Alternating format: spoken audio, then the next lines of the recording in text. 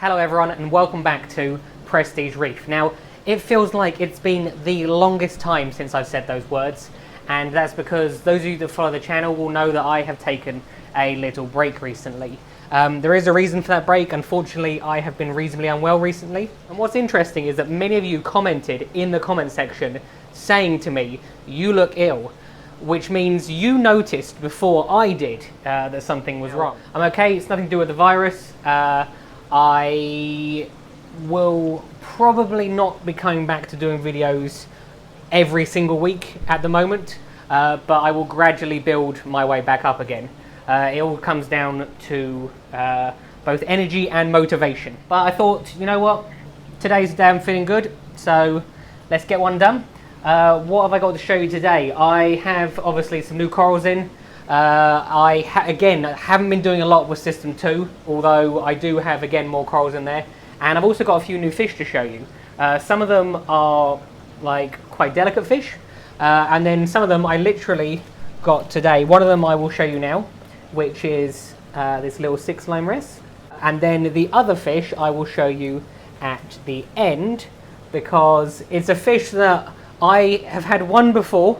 I said I would never ever get them again because it was a pain the first time I had it.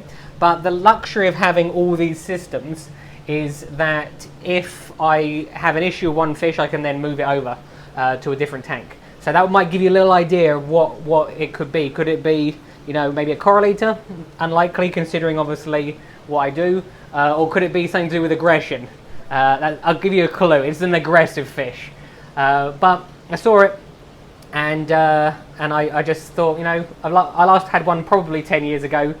Maybe I'll give this one the benefit of the doubt. It's a much smaller one than I had previously. The last one was probably about 7 or 8 inches, whereas this is a juvenile. So I will show you that in a minute. And yeah, so I suppose the best thing to do is start with a coral update.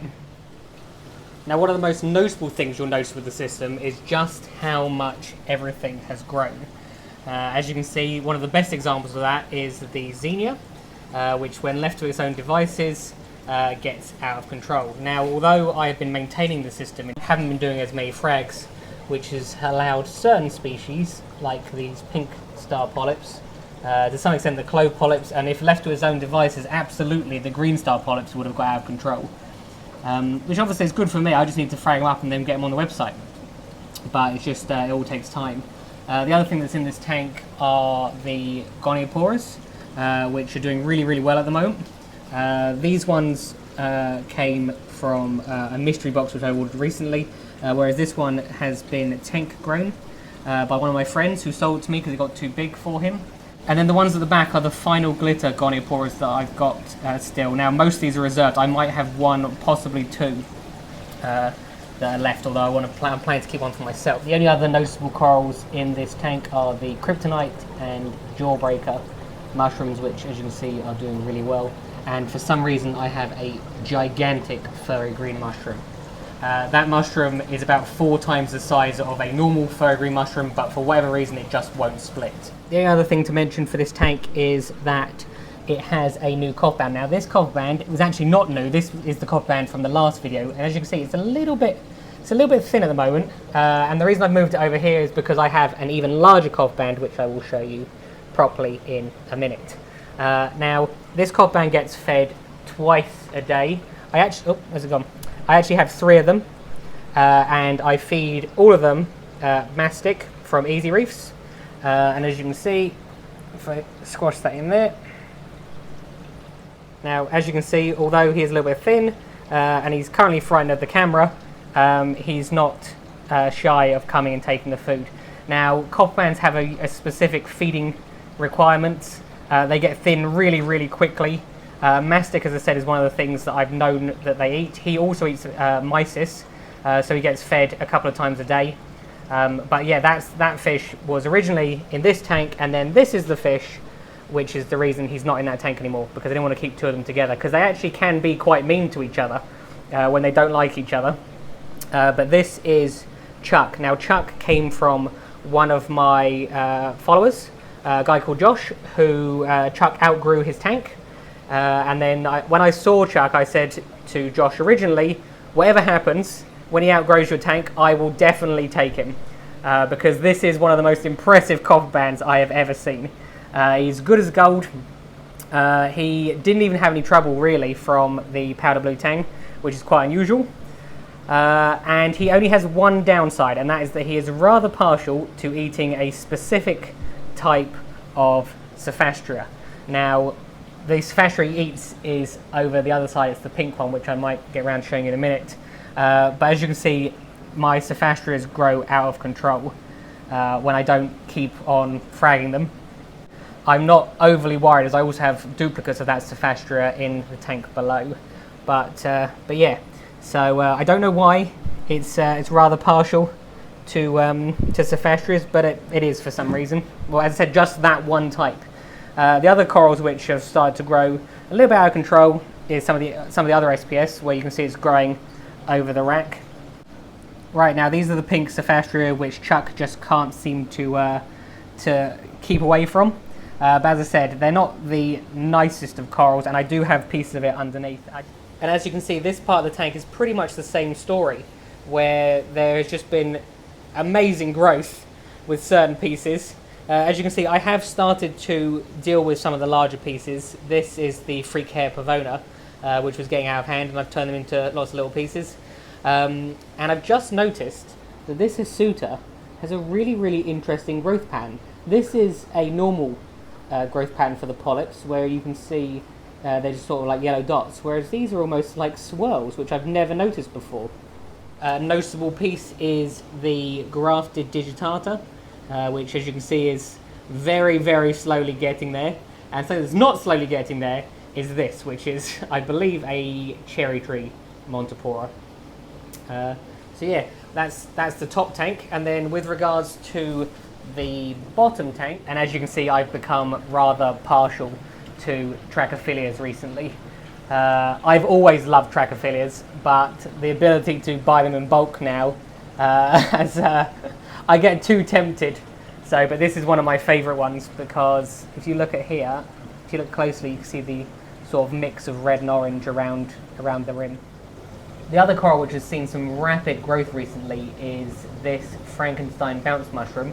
Now, it will probably cause me a little bit of a problem in the future, because it has come off of the plug which is on and is now growing on the back wall, but I'm not planning to fray it anytime soon, so it shouldn't be too much of an issue for the immediate future.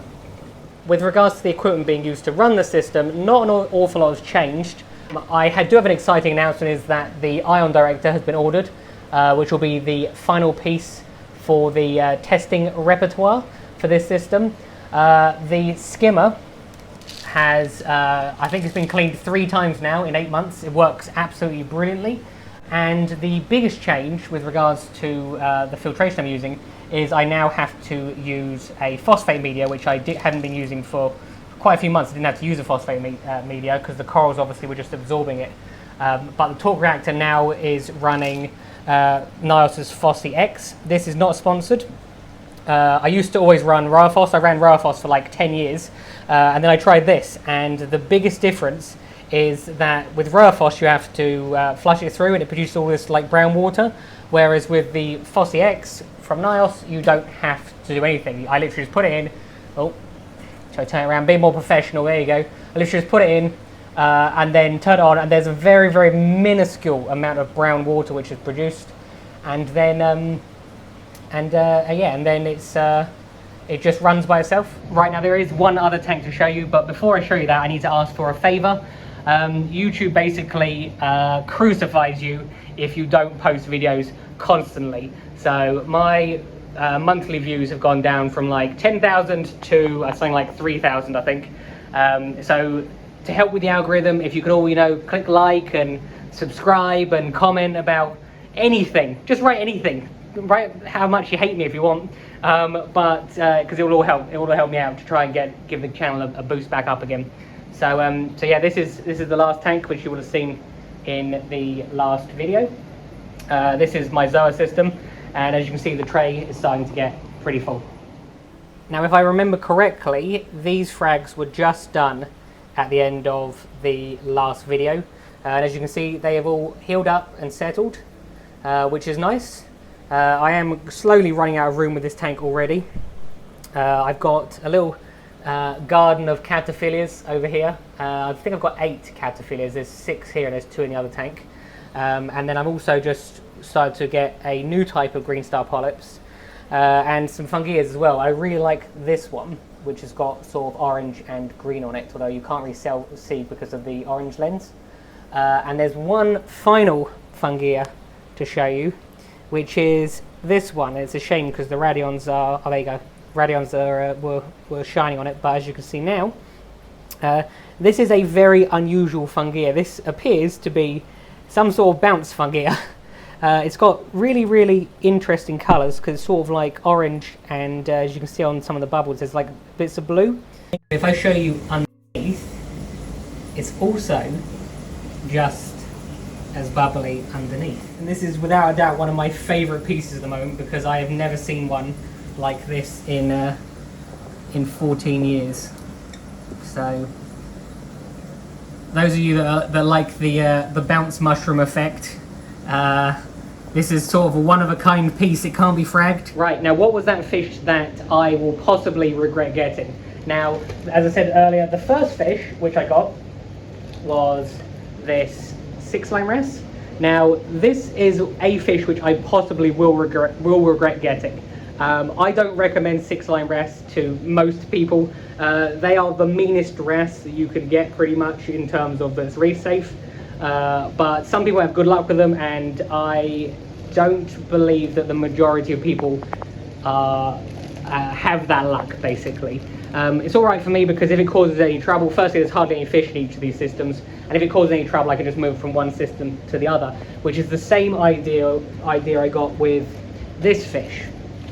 Now, this fish, let's see if I can get it on camera for you, is, there you go, that should have given it away. This is a clown tang. Clown tangs are notorious for being one of the meanest tangs that you can get. I had one previously, as I said, a long time ago, and it would not leave my fox face alone. So it's about probably 3 inches, so it's a little small one.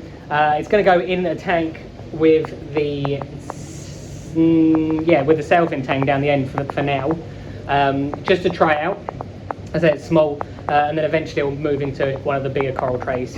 And I think I will probably put the 6-line wrasse in the tank down the end as well, because that's the only tank that doesn't have a wrasse in at the moment.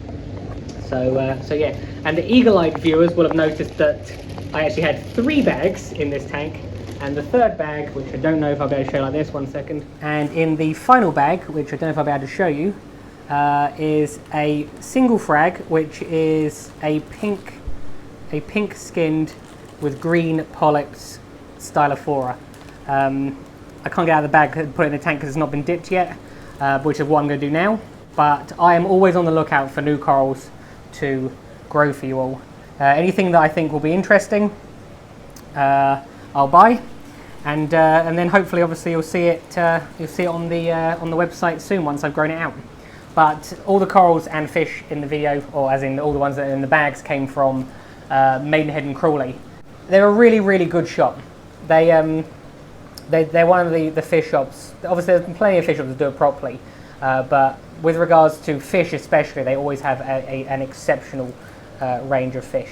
So it's just down the road from me, and if obviously you're not far away, it's worth popping in. Right, so hopefully that solved a little bit of the mystery of where I've been for a while. I hope you enjoyed watching the video.